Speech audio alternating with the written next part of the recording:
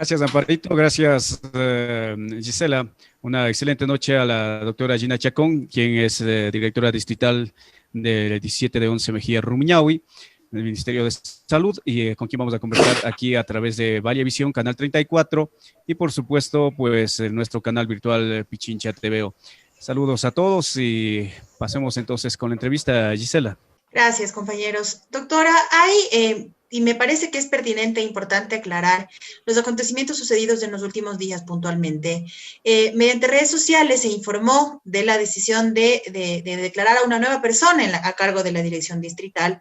Sin embargo, después supimos que se mantenía usted al mando. ¿Qué fue lo que sucedió? ¿Qué trámites se hicieron a la interna? Y, digamos, ¿cómo es que se logra esta coordinación? Tomando en cuenta que en esta emergencia, digamos, se espera al menos que se conozcan de mejor manera quién está a cargo en la toma de decisiones. Entonces, ¿qué fue lo que sucedió detrás de eso? ¿Y por qué se dio esta información de esta manera? Buenas noches y bienvenida nuevamente. Bueno, muy buenas noches, estimada Gisela, estimado Víctor. Medios de comunicación serios que se toman la molestia de en realidad contrastar la información y verificar la fuente, que en este caso es el Ministerio de Salud Pública, agradeciéndoles por su apertura. De igual manera, saludar a la ciudadanía de mi hermoso Cantón Mejía, quien yo me debo, y como Ministerio de Salud Pública trabajamos 24/7 para el beneficio de cada uno de los ciudadanos. Bueno, lastimosamente se tomó una decisión desacertada al momento de cambiar autoridades en plena pandemia, cuando ya se tiene pleno conocimiento de cuál es nuestro plan de contingencia, cuáles son las actividades que se vienen y se van a seguir realizando. En realidad no sé qué ocurrió, sin embargo, pues fueron las decisiones que fueron tomadas, obviamente fueron reveídas, y pues fui vuelta a tomar parte de mi cargo, el mismo que yo lo vengo realizando con la mayor de la seriedad, del profesionalismo y del criterio técnico que me caracterizan como mujer, como médico y profesional de la salud, a quien me desempeño en este cantón. En realidad, bueno, no sé cuál fue la decisión, por qué se tomó esta pausa por 2 días. Sin embargo, estamos aquí siempre listos y prestos para seguir trabajando por la hermosa ciudadanía de nuestro cantón. Doctora, es importante conocer un poquito el trabajo que se ha venido realizando. Usted ha estado encargada también como representante dentro del COE cantonal de todo lo que respecta al tema de salud. En torno a esto, ¿cómo ha manejado esta planificación de estos casi 80 días que los que ya estamos viviendo de la emergencia sanitaria en lo que es Hospital Básico de Machachi en la jurisdicción Mejía y Hospital Básico Sangolquí en la jurisdicción Rumiñahui? Bueno, muchas gracias por su pregunta. Nosotros debemos tomar en consideración que si bien manejamos dos cantones, cada uno de ellos tiene realidades distintas desde el mismo hecho del sistema de salud. En el Hospital Básico de Machachi tenemos nuestro hospital como Ministerio de Salud Pública, el dispensario del IES, que funciona 12 horas, mientras que en Rumiñahui nosotros tenemos más casas de salud, el Hospital del Día del IES, tenemos unidades privadas que también cuentan con cuidados intensivos. Entonces, la diferencia que nosotros tenemos en cada uno de nuestro cantón y de la manera que nosotros procedemos y actuamos también va a diferir en base a las necesidades que tenemos. De igual manera, las estadísticas que nosotros manejamos en base a cuáles son los casos que hemos tenido, cuál es la severidad de ellos, el número de atenciones en primer, en segundo nivel, el porcentaje de consumo de prendas de protección diarias que nosotros evaluamos en cada uno de los cantones, la toma de hisopados, el número de casos que nosotros tenemos sospechosos, hacen que difieran las decisiones que tiene salud en cada uno de estos dos cantones y las estrategias que se toman. No puedo tomar las mismas estrategias en los dos cantones porque las realidades son distintas.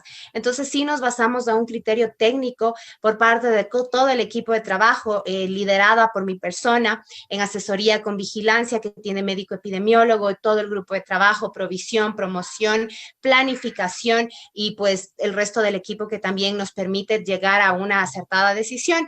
Pero como ustedes saben, el COE también es manejado por diferentes mesas técnicas. Quien lidera el COE es el señor alcalde, el mismo que es el presidente, y siempre que se va a tomar una decisión, si bien salud puede dar algún punto de vista, esta es sometida también a votación por el resto del pleno que conforman el COE. Gracias, compañeras. Estoy con un poquito de retraso en el internet, por eso no les escucho claramente, pero espero que ustedes sí me escuchen muy bien. Doctora, muy buenas noches. Muchas gracias por aceptar la invitación y pues y aclarar también este tema de quién está al frente del distrito, ¿no? Que también es importante para la ciudadanía. Ahora pues hablemos del tema de lo que está sucediendo acá en el Cantón Mejía. Bueno, tenemos ya hasta el día de ayer 131 casos confirmados, hay 5 personas fallecidas. De esto, ¿a qué se debe la subida tan amplia a 3 semanas que no pasaba de 50 a 60 personas? Ahora llegamos a prácticamente más del doble a la situación de que se da con personas confirmadas con el COVID-19 acá en el Cantón Mejía. Estimado Víctor, muy buenas noches. Bueno, respondiendo a su pregunta y de igual manera tomando en consideración el cantón hermano que también manejo, nosotros debemos tomar en consideración las estadísticas. ¿Cuántos pacientes hemos visto en primer nivel nosotros en el mes de abril? Nosotros hemos visto con sintomatología respiratoria, que puede encasillarse dentro de sospechoso de COVID, como puede ser otra patología respiratoria. Sin embargo, ingresan en nuestras estadísticas porque esta es una pandemia más que nada de sintomatología de origen respiratorio. En el mes de abril nosotros atendimos solo en el Cantón Mejía, solo en las 8 unidades de primer nivel, 238 pacientes con sintomatología respiratoria. Mientras que en el mes de marzo vemos un aumento considerable de la cantidad de pacientes que hemos atendido a 1,548 en las unidades de primer nivel. Si nos basamos ahora en nuestro hospital básico, han atendido en los 2 meses, sin contar el mes que ya pasó, en marzo y en abril, han atendido más de 1,200 pacientes con sintomatología respiratoria, solo en mi hospital básico. Hay que tomar en consideración también cómo es la estructura del Ministerio de Salud Pública. Hay mucha gente que dice, no, es que el hospital básico no tiene esto, no tiene este otro. El hospital es básico y por estructura tiene ciertas especialidades que se van a manejar. Si nosotros deseamos más complejidad, viene un segundo nivel general o un tercer nivel de especialidades. En base a esto y en base al número de pacientes que nosotros hemos visto, en base al número de pacientes confirmados que tenemos, nos damos cuenta cuál es el comportamiento social también de la gente. Hay que tomar en consideración que si bien como autoridades nosotros decidimos permanecer todavía en semáforo rojo, la ciudadanía no lo hizo así. Como salud yo doy mi punto de vista y yo digo debemos permanecer en semáforo rojo por tal y tal y tal situación. Sin embargo, la ciudadanía vive realidades diferentes, se ven obligados a salir por la necesidad y eso son muchas de las cosas que tal vez no se comprenden y no se llegan a entender. Y es esto lo que hace que nuestro semáforo rojo no pueda ser cumplido a cabalidad. Hemos visto el aumento de casos que nosotros tenemos aproximadamente desde hace unas 3 semanas atrás, en donde empieza este desordenamiento social y la gente empieza a salir. Es por eso que van a aumentar los casos y el momento que nosotros cambiemos a semáforo amarillo, vamos a tener aproximadamente 2 semanas donde nuevamente se va a presentar un pico porque hay más gente ya en la calle. Esta es una realidad con la que nosotros como ciudadanos del cantón tenemos que aprender a vivir. El virus no se va a quedar ni 1 ni 2 semanas con nosotros. El virus va a vivir por largo tiempo y debemos adaptarnos a una nueva realidad con medidas de bioseguridad que nos permitan salir adelante y de igual manera poder reactivar la economía, que es la que más nos está afectando a nosotros como cantón, porque hay que tomar en consideración que este es un cantón productor. Sí me llama la atención también el hecho de saber que si bien Rumiñahui inició con los casos 2 semanas antes que Mejía, al momento se encuentran igual con 131 casos. Yo considero que aquí nosotros debemos tener también un poco más de compromiso como ciudadanos, respetar las medidas de bioseguridad, usar la mascarilla, lavarse las manos, usar el gel antibacterial, el alcohol, que nos va a permitir de alguna manera mitigar o tratar de disminuir el porcentaje de contagiosidad del virus. Y otra cosa que es importante que nosotros entendamos es que en algún momento todos nos podemos contagiar, pero lo que nosotros tratamos de hacer como Ministerio de Salud Pública es hacer este contagio paulatino. Es decir, que en un periodo de 2 años yo tenga entre mi 60 a 80% de la población contagiada, pero en 2 años, ¿me entienden? Mi idea no es que en un mes se me contagien todos, es hacerlo paulatinamente de manera que todo el sistema de salud, no solo el de Mejía, porque nosotros trabajamos como un todo, no solo el de Mejía, sino el de Pichincha, el de todas las provincias que conforman el país, no se vea colapsada y que nosotros tengamos la capacidad de respuesta para atender a cada uno de nuestros pacientes. Hay que entender también que la pandemia supera la capacidad de respuesta de absolutamente todos los organismos de salud, no solo de Mejía, no solo de Ecuador, sino a nivel del mundo.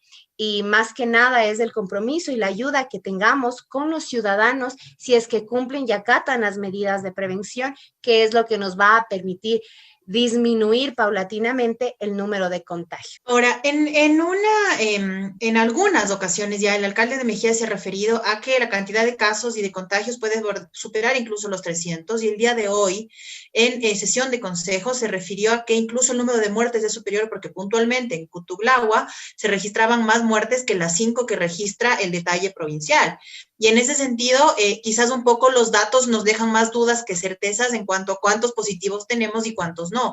Sobre ese escenario, ¿podemos hablar de estimados? ¿Podemos hablar de cuántas personas van a contagiarse en este corto tiempo, o al menos de cuántas podríamos estar hablando con el cambio de semáforo? Tomando en cuenta además que quizás haciendo un mea culpa entre instituciones, hay fallas en cuanto a comunicación se trata, fallas en cuanto a uso de mascarillas, fallas en cuanto a uso, que no son solo obviamente responsabilidad del ministerio, que tiene que hacer un tema interinstitucional, pero estas falencias quizás a lo largo se pudieron ir corrigiendo, pero puntualmente, si es que los casos que se registran hasta el día de ayer, el día de hoy no hubo datos, fueron 131, el alcalde cree que pueden superar los 300 y además la cifra de muertos es mayor a la registrada, ¿de cuánto estamos hablando en realidad?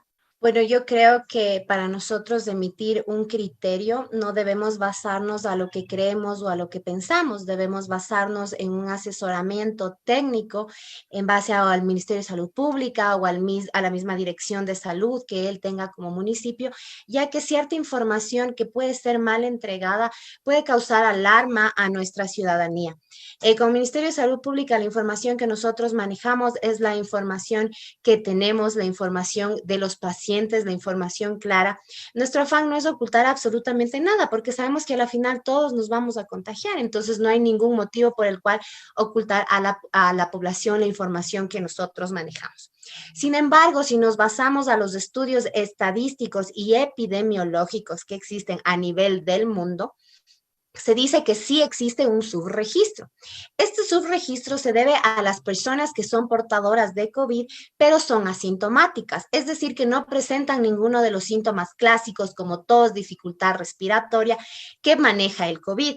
Entonces, estas personas que son asintomáticas, obviamente al ellos no tener ningún tipo de malestar, no se realizan la prueba, no acuden a ningún establecimiento de salud y ellos son los que se van a subregistrar. Entonces, las estadísticas nos dicen que sí, a nivel mundial esto pasa, no solo en Machachi, no solo en Ecuador, sino a nivel mundial, por esta característica que les estoy manifestando. Entonces, sí sería bueno que el señor alcalde aclare un poquito más cuando se refiere a un subregistro, porque no puede hacerlo de esa manera causando alarma a la ciudadanía.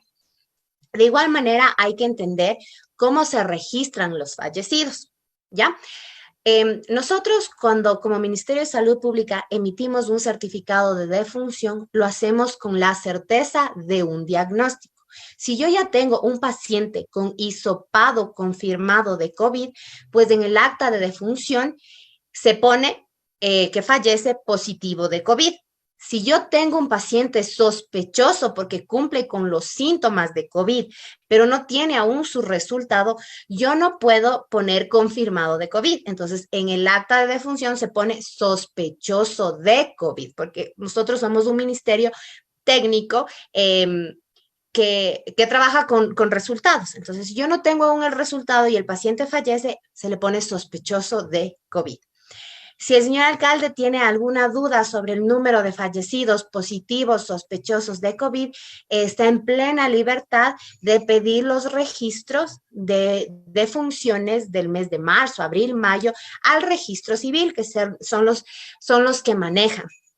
De igual manera, los datos estadísticos nos indican que por cada paciente fallecido existen 100 más. Entonces, eso también es un dato que se maneja a nivel mundial, que más o menos nos permite tener a grosso modo cuáles son los pacientes que se puede manejar en una población como positivos, pero nuevamente, ese subregistro se debe a los pacientes asintomáticos que no son sometidos a ninguna prueba porque obviamente no presentan la sintomatología característica de COVID, no porque el Ministerio de Salud esté fallando o no esté realizando las pruebas a las personas que así lo ameritan.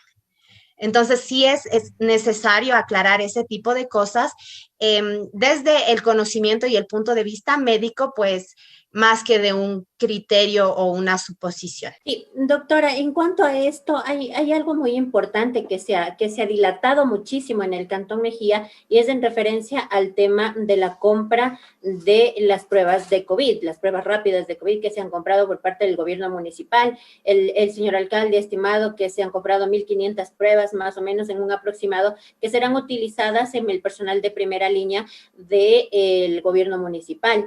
Pero la consulta es la siguiente, doctora. También no son necesarias estas pruebas para realizarlas al personal de salud de primera línea que se encuentra en el Hospital Básico de Machachi atendiendo a esto. ¿Cuántas pruebas ya se han hecho? Porque hoy también en la sesión del Consejo se pudo escuchar de parte del señor alcalde que había unas solicitudes por parte del Ministerio de Salud Pública, de la Dirección Distrital, de la Coordinación Zonal, en torno a que pedían que el alcalde sea la persona que adquiera las pruebas de COVID, no sé si serán las rápidas o las PCR, para atención del personal de salud. ¿Cómo estamos en este tema también? ¿Se está haciendo las pruebas para el personal de primera línea de salud del Hospital Básico de Machachi?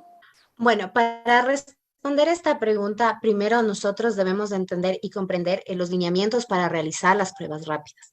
Las pruebas rápidas pueden ser de mucha ayuda si se realizan de manera correcta, respetando la línea del tiempo de cada uno de los pacientes a las cuales van a ser realizadas.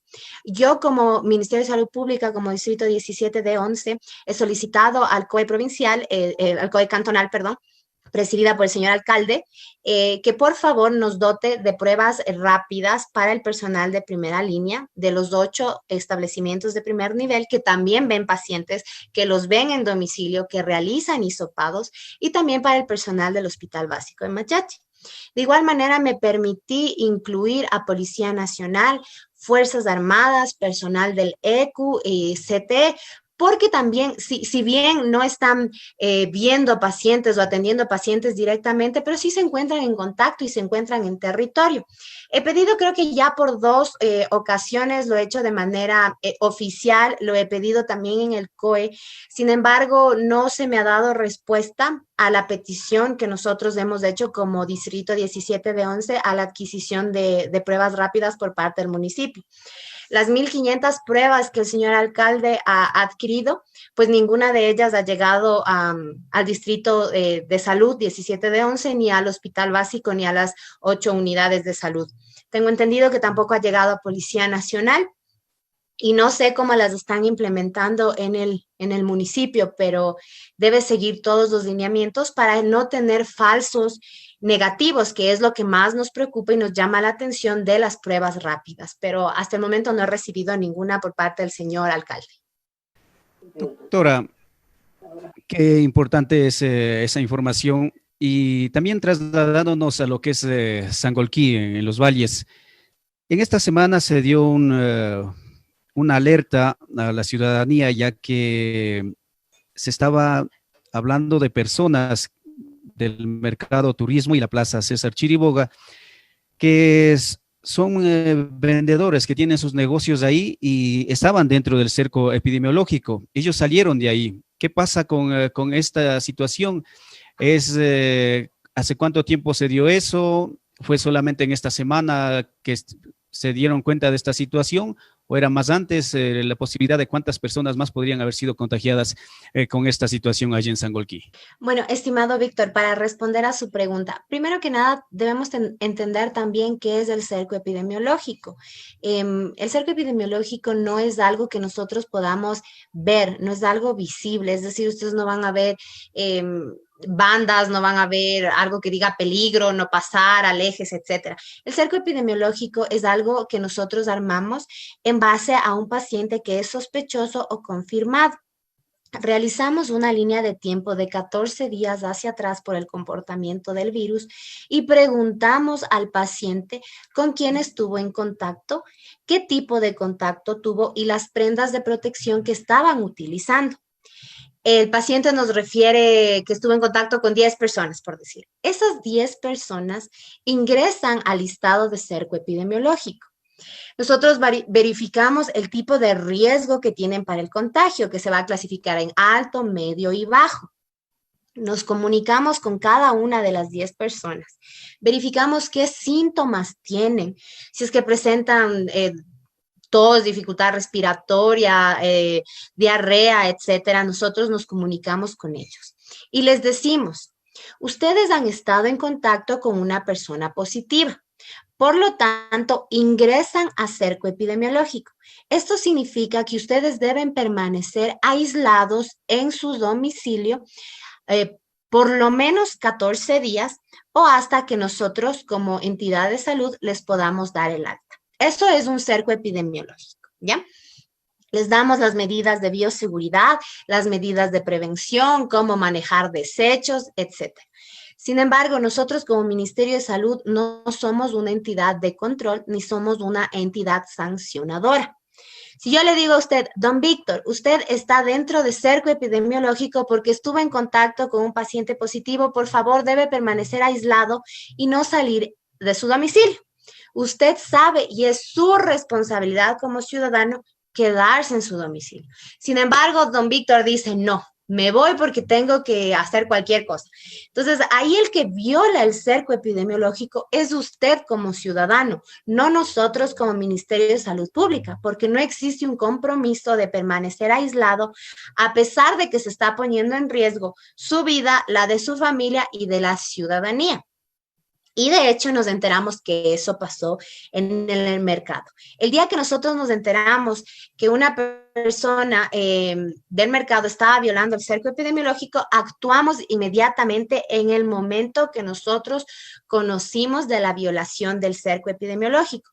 ¿Por qué? Porque de esta manera nos permite controlar la sintomatología de todas las personas que pudieran estar en contacto con la persona, nos permite desinfectar, fumigar el mercado y de igual manera hacerles pruebas a las personas que trabajan aquí para disminuir cualquier tipo de riesgo y de contagio que pueda existir con el resto de la ciudadanía.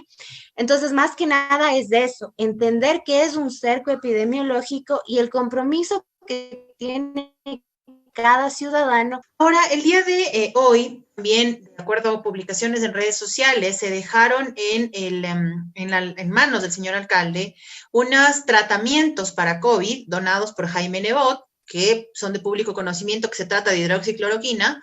Eso, por un lado, quisiera un criterio quizás un poco más técnico de cómo manejar esos tratamientos. Mucho se dice que hay que tomar una serie de cosas para prevenir, para precautelar, para curar, y hay que, digamos, en un momento tan delicado, tener mucha, sobre todo, cautela en la automedicación. Puede ser incluso más grave ingerir un medicamento que no sea acorde y puede provocar otros daños. Eso por un lado. Y por otro lado, quisiera conocer un poco de detalles sobre la donación que se hiciera el día de ayer por parte del Fideicomiso Salvar Vidas para el Hospital Básico, cómo se canalizan esos recursos y de qué manera se utilizan esos respiradores que dejaron en donación. Bueno, para responder su pregunta, hace aproximadamente unas 2 semanas en el COE cantonal, el señor alcalde había manifestado de la donación que había recibido.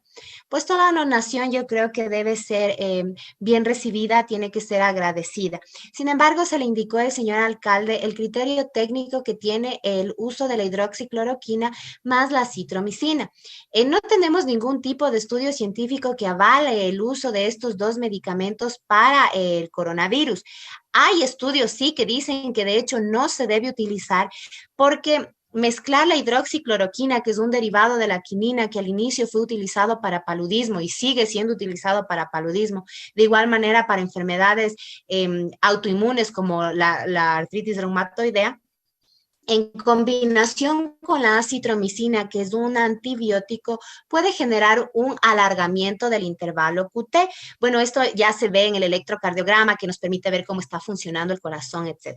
Entonces, en la reunión del COE se le dijo que no se utiliza la hidroxicloroquina más la acitromicina para la curación de COVID. Nosotros estamos utilizando otro tipo de protocolo que ha sido establecido, que nos ha ido bastante bien y que nos ha permitido dar el alta a varios pacientes sospechosos e inclusive positivos de COVID, a pesar de que no somos un hospital de referencia de COVID, pero los hemos manejado.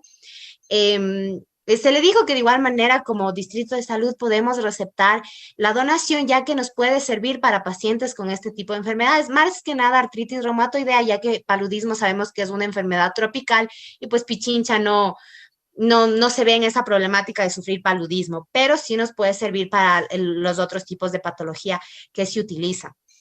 Los estudios que se han publicado con respecto a que la hidroxicloroquina y la acitromicina no cura el COVID, pues son bastante interesantes. Y lo que usted estaba diciendo, estimada Gisela, es verdadero. O sea, la automedicación es terrible. Llamar aquí a la ciudadanía que si tienen alguna sintomatología respiratoria, acudan inmediatamente al centro de salud o al hospital. En este momento, omitir cualquier sintomatología respiratoria, pues en realidad es bastante grave. Y por favor, no se automediquen, porque el automedicarse no nos permite a nosotros identificar bien cuál es su sintomatología, ya que los medicamentos que se toman pueden disminuirla levemente.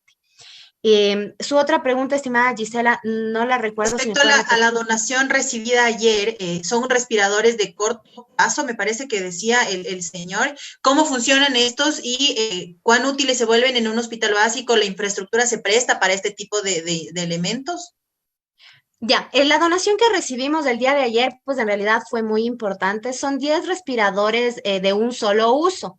Estos respiradores, según lo que nos habían comentado, tienen tecnología utilizada en Estados Unidos y en Italia que pueden reemplazar al respirador de alta complejidad, que es ya la máquina, etcétera. Entonces, este de aquí nos permite incluso intubar al paciente.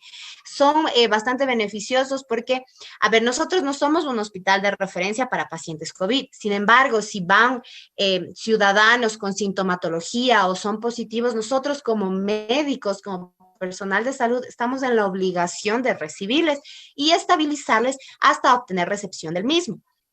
Esto nos va a permitir mantener una oxigenación adecuada en caso de que el paciente que tenga sintomatología severa lo requiera.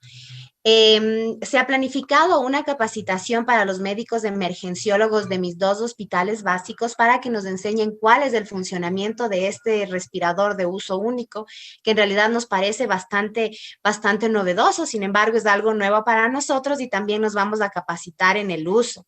De igual manera, se nos donó mascarillas KN95, que son símiles a las N95, y trajes de protección, sin trajes de protección, que también a nosotros nos sirven enormemente, ya que utilizamos estos trajes diariamente y tienen que ser descartados. Entonces, las donaciones que nosotros recibimos siempre son recibidas de todo corazón, porque son las armas para mis médicos, para mis licenciadas, para mi personal de salud, para poder combatir esta pandemia. Sí me gustaría que quede claro, porque también existe gente malintencionada que indica que el hospital no tiene prendas de protección. Eso es falso. Yo considero que no puedo exponer a ningún personal de salud a atender a un paciente sospechoso o positivo de COVID sin prendas de protección, porque eso sería sentenciarle a algo. Entonces, sí que se maneje una información clara de que todas las personas, el personal de salud que está en el área respiratoria tiene sus prendas de protección adecuadas. Sin embargo, yo que me encuentro en el área administrativa, pues obviamente no voy a utilizar un traje Tyvek porque estoy en el área administrativa y no puedo quitarle un traje que le serviría más a un médico que está en el área respiratoria. Entonces, eso también sí debe quedar claro cómo son los lineamientos para el uso de prendas de protección. Y creo que uno tiene una responsabilidad grande con los profesionales de la salud al no dejarles desprovistos jamás de prendas de protección si van a atender pacientes sospechosos o positivos de COVID. Doctora, algo también es importante dentro de este pico de contagios al que todavía el Cantón Mejía no llega, como usted lo ha manifestado, que tenemos todavía unas 2 a 3 semanas para esta situación. Lo importante, como decía Gisela, se manifestó por parte de la primera autoridad del cantón el tema de las personas fallecidas acá con casos de COVID. y con supuestos casos de COVID que él supo manifestar, pero a esto también hay un protocolo de bioseguridad, hay un manejo que ustedes hacen como Ministerio de Salud Pública. En esta situación, doctora, ¿ustedes están abastecidos de lo que corresponde a las fundas para cadáveres, las número 4, que son las necesarias para este tipo de tratamientos? Claro, no estamos diciendo que va a haber un colapso en el sistema y que va a haber fallecidos a línea, ¿no? Pero necesitamos conocer si es que el COE ya ha facilitado este servicio, este insumo muy necesario para la urgencia que todavía tenemos al no llegar al pico de contagio. Muchas gracias. Es muy importante la pregunta que usted acaba de realizar. Yo creo que ni siquiera en 2, 3 semanas vamos a alcanzar nuestro pico. Recuerden que el 60 al 80% de la población se va a contagiar y hemos alcanzado nuestro 1%. En realidad, el pico va a seguir aumentando y el pico todavía se demora en llegar. Ahora, con respecto a las fundas de cadáveres. Nosotros siempre que realizamos las compras, las realizamos en base a un consumo promedio mensual. Entonces, obviamente, la cantidad de muertos que nosotros teníamos era diferente a la cantidad de fallecidos que esperamos que sucedan. Estamos realizando la adquisición de más fundas de cadáveres. Hemos solicitado también al COE que por favor nos dote de fundas de cadáveres porque es más fácil comprar para el municipio que para el Ministerio de Salud Pública. Sin embargo, sí tenemos fundas de cadáveres, pero aquí debemos entender también cómo funciona el levantamiento. Hay dos escenarios, uno el escenario hospitalario y otro el escenario en domicilio.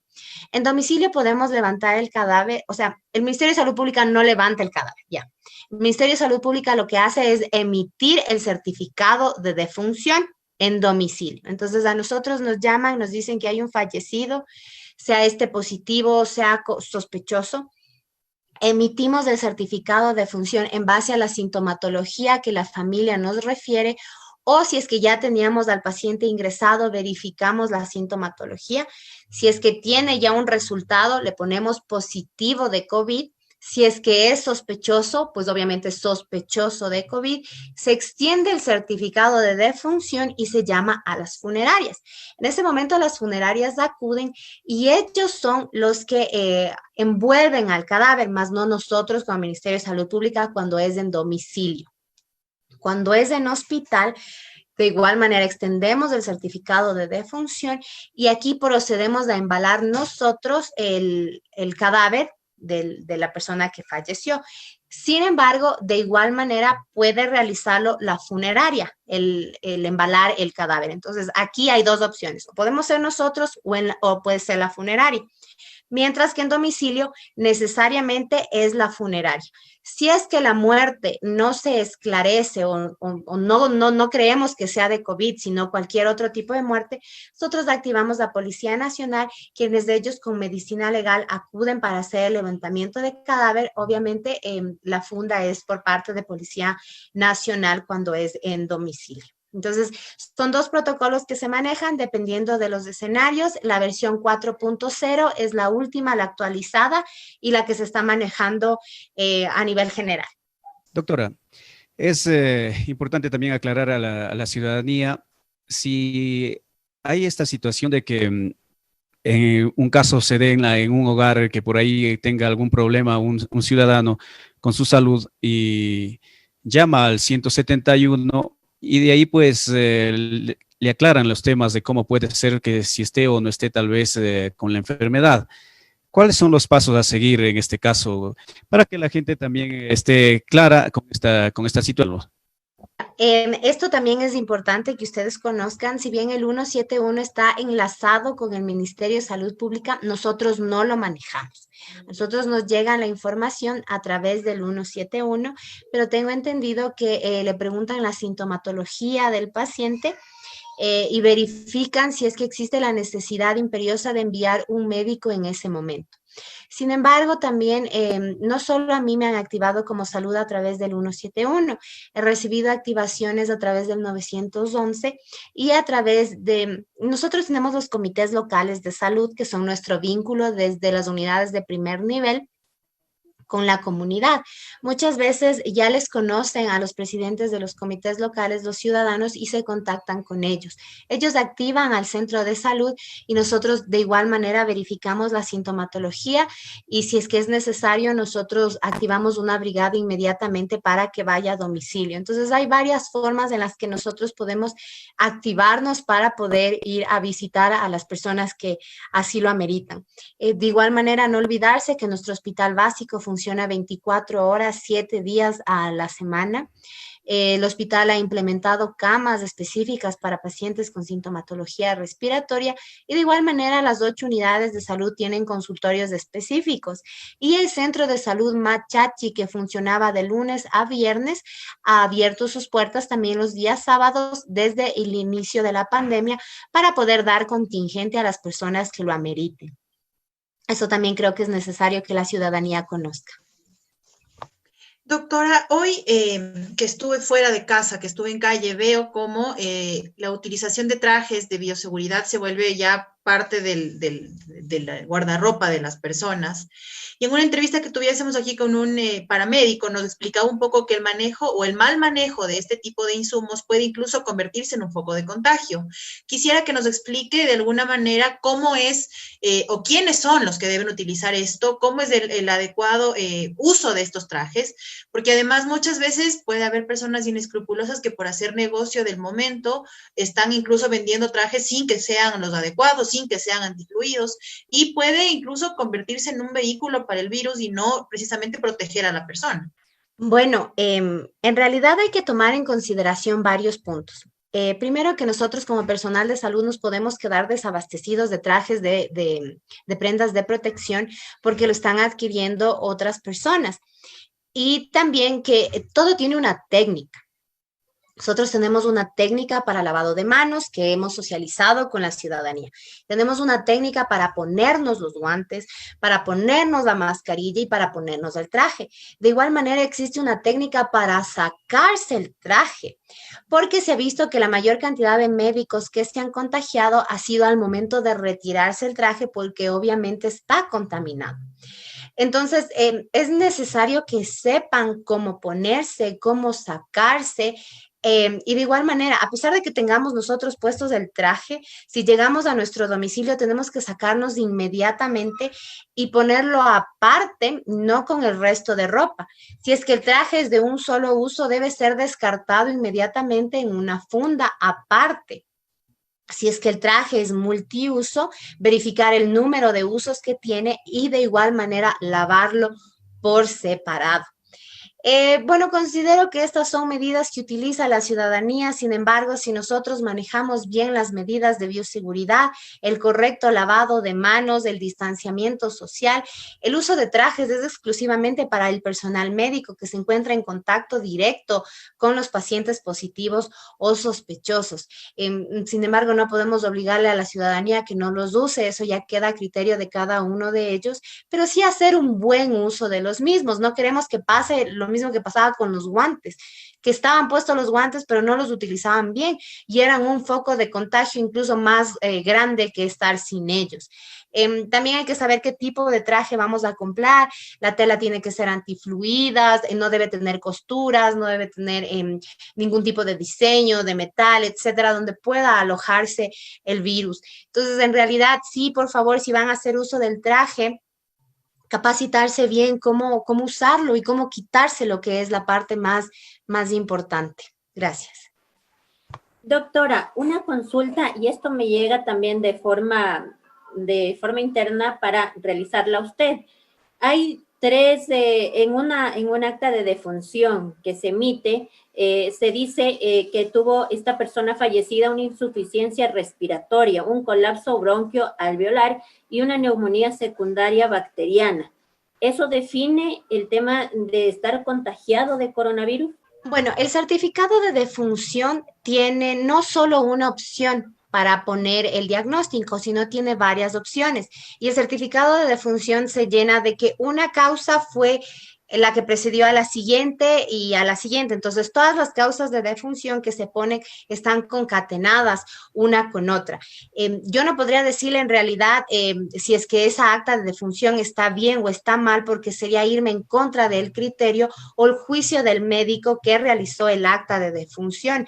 Tampoco puedo decirle si es sospechosa o no a COVID, porque se asocia también a la sintomatología del paciente, a una placa radiográfica, a nexos epidemiológicos, etcétera. Entonces, en base a diagnósticos, no puedo decirle si está bien emitido o no, ya que yo no he estado en contacto con el paciente. Pero sí que el certificado de función, cada una de las causas de muerte que pone, una está concatenada con la otra y ha sido causa de.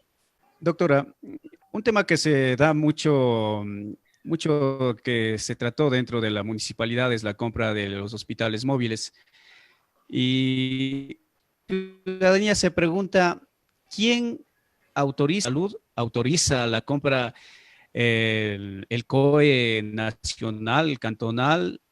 ¿Quién se pone al frente para autorizar y decir si es necesario, si hace falta o qué tipo de estudios se tiene que aplicar para saber si es justamente lógico que se tenga un hospital móvil, por ejemplo, acá en la ciudad de Machachi? Bueno, creo que primero debemos entender qué es un hospital móvil. Creo que todos cuando nos dicen hospital móvil se nos viene a la cabeza qué es.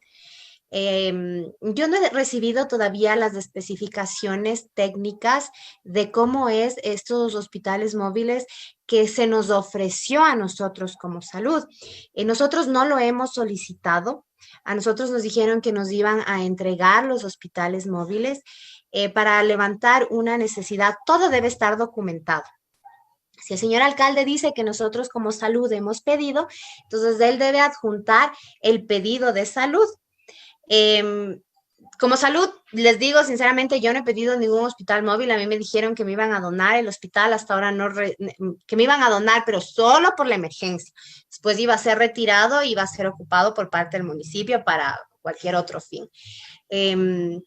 Nosotros no podemos autorizar la compra de nada porque es dinero del municipio. O sea, nosotros en eso no tenemos competencia. Es como que yo le diga a usted, don Víctor, le autorizo que haga las compras de la semana. Usted va a decir, ¿cómo así? Si es mi plata. Entonces, yo no puedo autorizar algo porque no es mi competencia, no es mi ministerio.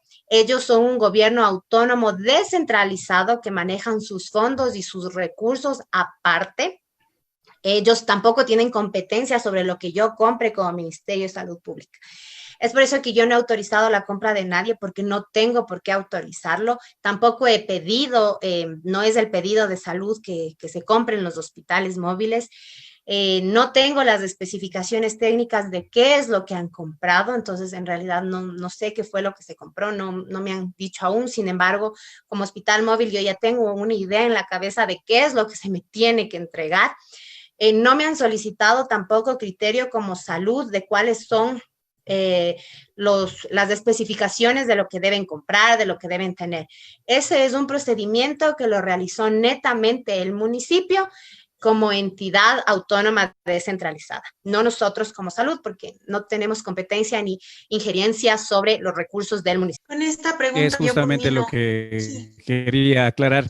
Tampoco es que estemos diciéndole que tal vez el municipio les pidió permiso, les solicitaron la autorización para que se compre, sino que lo que queremos es justamente saber es si hay algún tipo de autorización como ministerio que tiene que tal vez tener la municipalidad para comprar, o alguna forma técnica para saber qué es lo que se tiene que comprar. Entonces, justamente eso es lo que queríamos aclarar, pero prácticamente se nos acaba de decir y aclarar este tema, doctora.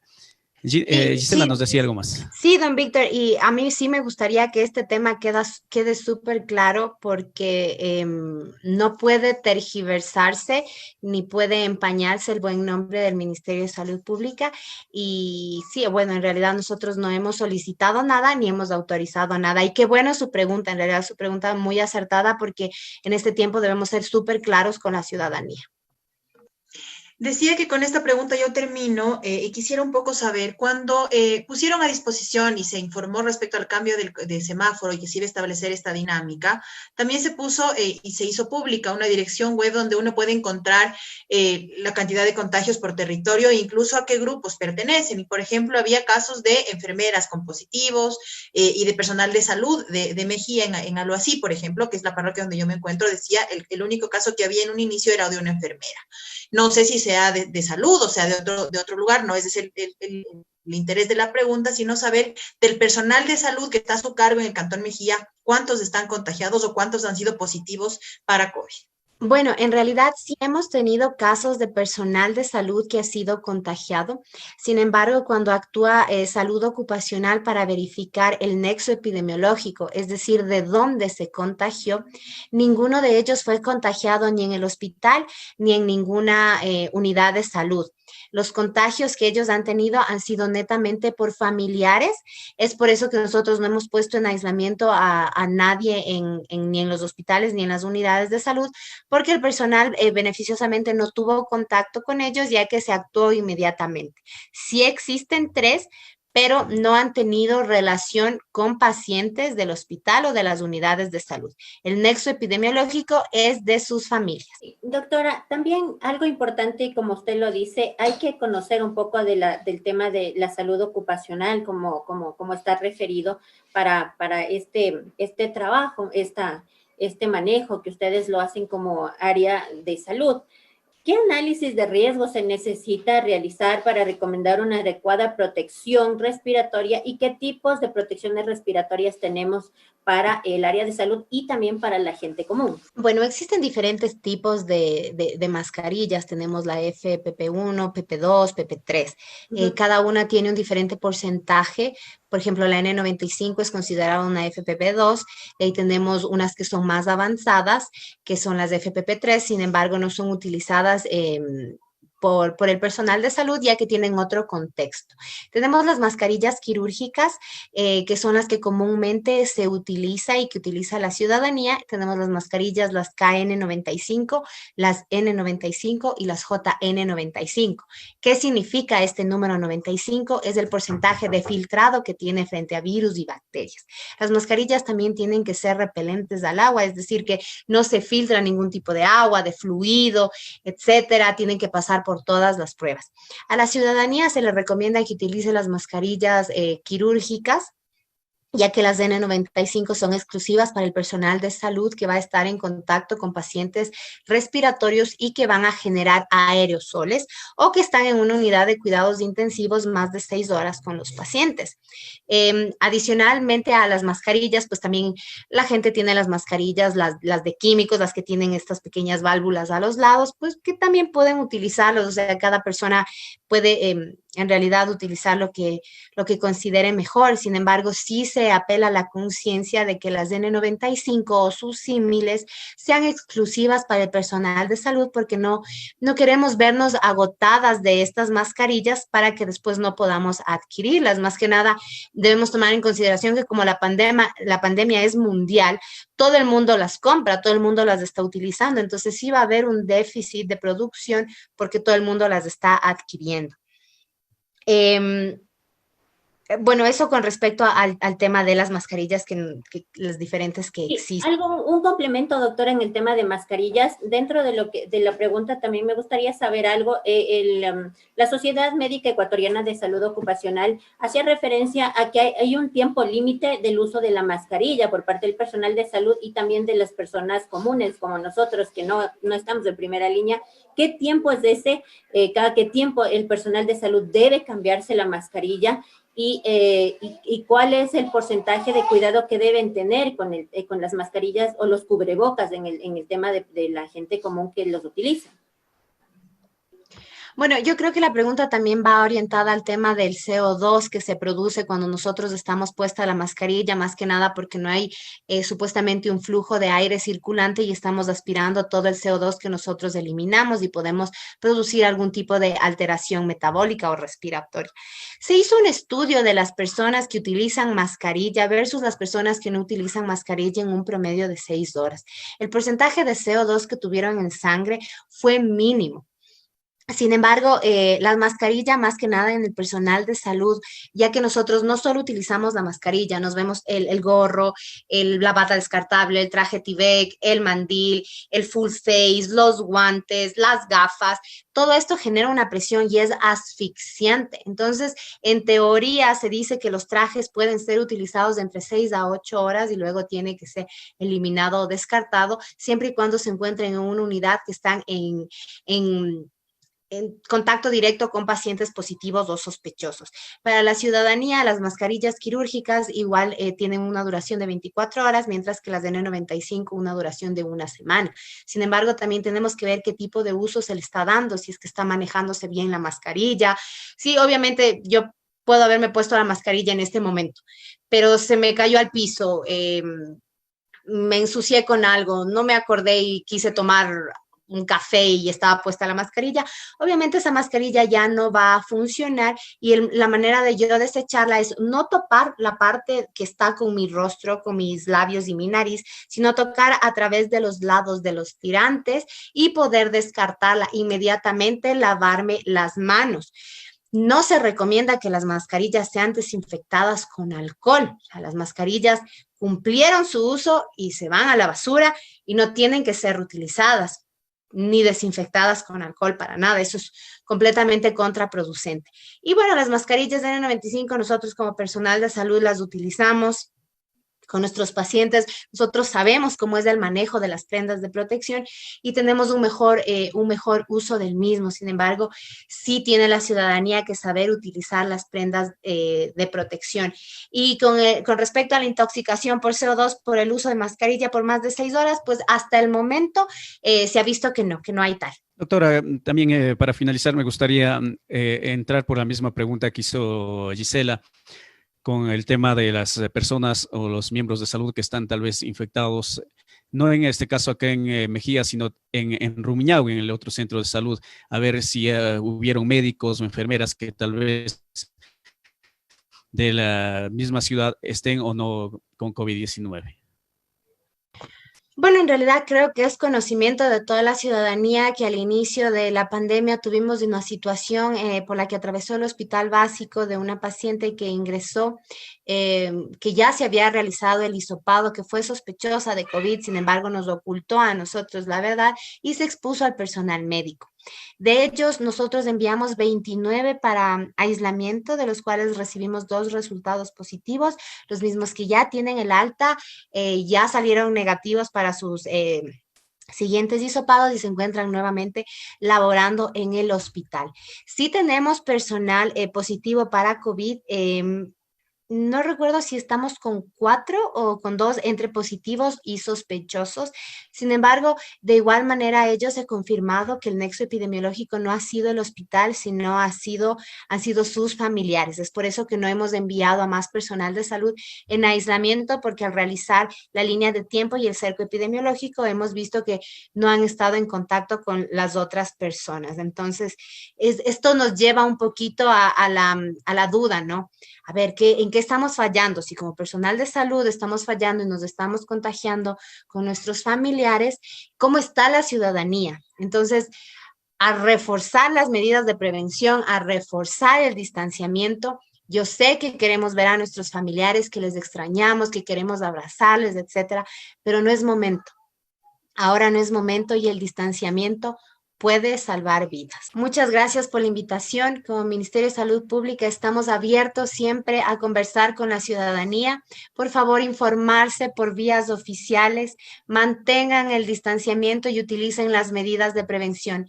El compromiso de mantenernos a salvo es de cada uno de los ciudadanos que conforman mis hermosos cantones de Mejía y Rumiñahui. Nosotros dependemos de ustedes. Su compromiso, por favor. Gracias. Así con esto nos despedimos, hemos cumplido con la jornada del día. Gisela, Víctor, de Mejía en Casa, como siempre un gusto compartir con ustedes panel de entrevistas. Con todos una excelente noche y nos encontramos el día de mañana. Así es, compañeros, estuvimos en contacto directo con la directora distrital Mejía Rumiñahui, 17 de 11, doctora Gina Chacón, a través de Valle Visión Canal 34 y Pichincha TVO. Gracias a nuestros compañeros de Renacer Mejía y Tierra Grande. Doctora Chacón, muchas gracias por haber acogido esta invitación a esta entrevista.